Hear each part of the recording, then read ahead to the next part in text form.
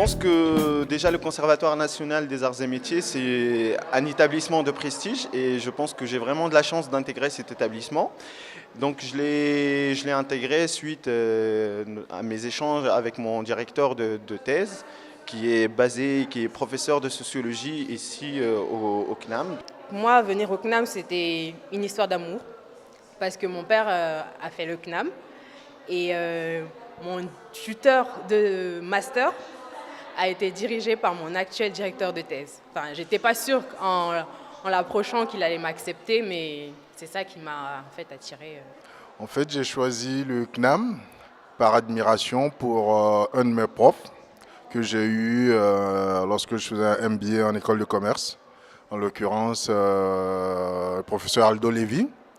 Et après mon diplôme d'école de commerce, le modèle qu'il représentait m'a attiré, je l'ai approché et c'est lui qui m'a conseillé de faire une année de propédeutique pour apprendre la recherche. Et c'est à l'issue de cette année-là, effectivement, j'ai eu la chance d'être admis en école doctorale. Alors j'ai choisi le CNAM pour faire mon doctorat, particulièrement parce que le côté métier, le côté professionnel m'intéressait. En fait, j'ai une formation initialement en philosophie et j'ai ensuite, j'ai un double master en fait en ressources humaines. Et j'étais intéressée pour pouvoir appliquer des concepts et des théories au monde de l'entreprise, au monde des organisations. Et je pense que le CNAM offre un cadre intéressant pour l'ensemble des professionnels de métier qu'on peut y rencontrer et aussi la transdisciplinarité entre les professionnels. Le CNAM, c'est toute une histoire parce que je voulais travailler avec un centre spécialisé en formation adulte et je suis tombé sur le CNAM et j'ai un peu lu par rapport au site internet et j'ai découvert que c'était ce qu'il me fallait. Donc j'ai décidé de travailler avec le CNAM afin de développer une expertise par rapport à la formation des jeunes, par rapport à la formation d'adultes. Alors, quand on choisit de faire un doctorat, souvent on regarde qui sont les directeurs de thèse potentiels. Et c'est vrai que j'ai choisi le CNAM avant tout pour mon directeur de thèse, mais aussi pour son interdisciplinarité. Il y a plusieurs laboratoires. C'est vrai que c'est assez rare d'avoir la chance de pouvoir être en sciences de l'information et de la communication, mais de pouvoir aussi travailler avec un laboratoire en finance et en économie, par exemple. La diversité, donc vous pouvez le voir, il y a des profils, que ce soit en termes d'âge, d'ethnie ou de provenance géographique qui est très variée. Et ça, c'est une grande source de richesse en termes d'interaction. Et aussi la convivialité, on le voit aujourd'hui lors des journées doctorales. C'est un moment privilégié où on peut échanger avec l'ensemble des doctorants et c'est vraiment appréciable.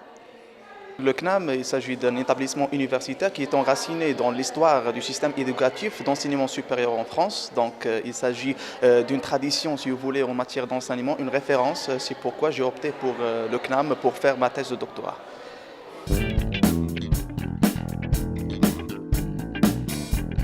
Moi, j'ai d'abord fait un master pro en information et communication à l'université de Marne-la-Vallée. Et par la suite, j'ai fini dans une école de commerce. J'ai fait un master en marketing, marketing, communication et médias numériques. Donc, j'étais pas du tout partie à la base pour faire un doctorat. Et de fil en aiguille, je me suis retrouvée là. J'ai donc un double master en philosophie et en ressources humaines au CELSA. J'ai enseigné la philosophie au lycée pendant 2 ans. Je suis certifiée en philosophie et j'ai également travaillé, j'étais fonctionnaire au CNRS pendant 2 ans dans des services ressources humaines spécialisés en GPEC, gestion prévisionnelle des emplois et compétences. Je suis Stéphane Connet, je suis ivoirien d'origine. Je suis en première année au LIRSA. Je fais une thèse en sciences de gestion. Donc, je peux dire que j'ai un master, école de commerce, à INSEC.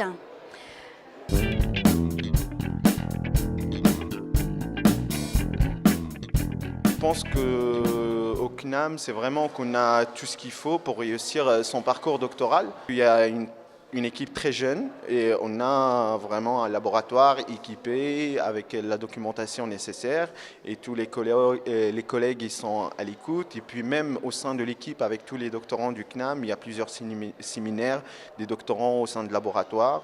Donc je pense que de ce côté-là, c'est très bien, ça se passe bien. La pluridisciplinarité. Pour moi, c'est ce que je dirais si on me demande quels sont les points forts. Il y a plusieurs disciplines et tout le monde peut se retrouver en fait, peu importe les horizons. Eh bien, c'est ça, essentiellement c'est la pluridisciplinarité et puis c'est aussi le fait de pouvoir quand même avoir un cadre assez souple parce que moi je travaille en parallèle, j'ai mon propre cabinet d'avocat aujourd'hui, donc j'ai ma clientèle que je continue à conseiller. Donc voilà, donc il faut aussi une structure qui accueille des gens comme moi, c'est-à-dire des gens qui ont quand même 34 ans d'expérience professionnelle. Je peux dire que jusqu'à présent, c'est un parcours idéal pour moi parce que j'ai un directeur de thèse qui est passionné comme moi par rapport à la formation et je suis bien encadré, je peux dire. Et il y a beaucoup d'outils qui me permettent de développer mes compétences parce que moi, je travaille, je suis en Haïti et je viens une fois l'an rencontrer mon directeur. Mais j'ai des outils par rapport à la formation à distance, par rapport à des activités que je peux faire en Haïti. Donc c'est vraiment un environnement qui me permet vraiment de travailler. Alors, il y a deux aspects qui sont fondamentalement importants donc, au CNAM. C'est le parcours doctoral et la richesse en fait, des séminaires et des ateliers. Et également, c'est la pertinence de l'encadrement des chercheurs et des directeurs de thèse. Si je peux déjà faire un aspect bilan, puisque je suis en 3e année, j'ai retrouvé exactement ce que je cherchais, c'est-à-dire l'aspect richesse des ressources, des intervenants, la multiplicité des échanges.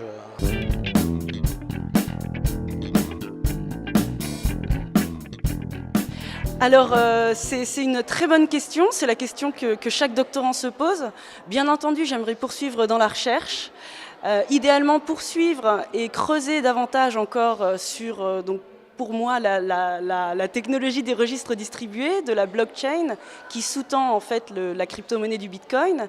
Et j'aimerais idéalement aussi pouvoir participer à des projets, notamment du secteur privé, afin de nourrir cette recherche avec une réalité qui change tous les jours. Et ce qui est bien au CNAM, c'est qu'on arrive avec des idées et puis avec l'encadrement, ces idées-là, elles évoluent. À la base, c'était juste faire un doctorat et puis retourner dans le monde de l'entreprise comme consultant. Mais il faut dire que de plus en plus, je commence à être tenté par la qualification. Moi, j'envisage de présenter mon dossier pour une qualification et de continuer dans le monde de la recherche, donc en tant que maître de conférence.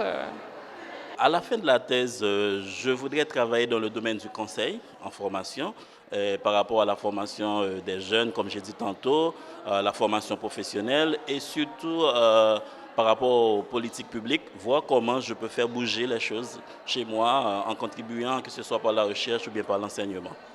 Donc pour le moment, je n'ai pas encore tranché comme décision finale. Toutefois, il y a les deux possibilités. Donc il y a la première possibilité, c'est le fait d'intégrer le corps enseignant ou bien sûr aller vers des unités de recherche et de développement RD dans une entreprise ou une multinationale. Donc c'est un petit peu ça.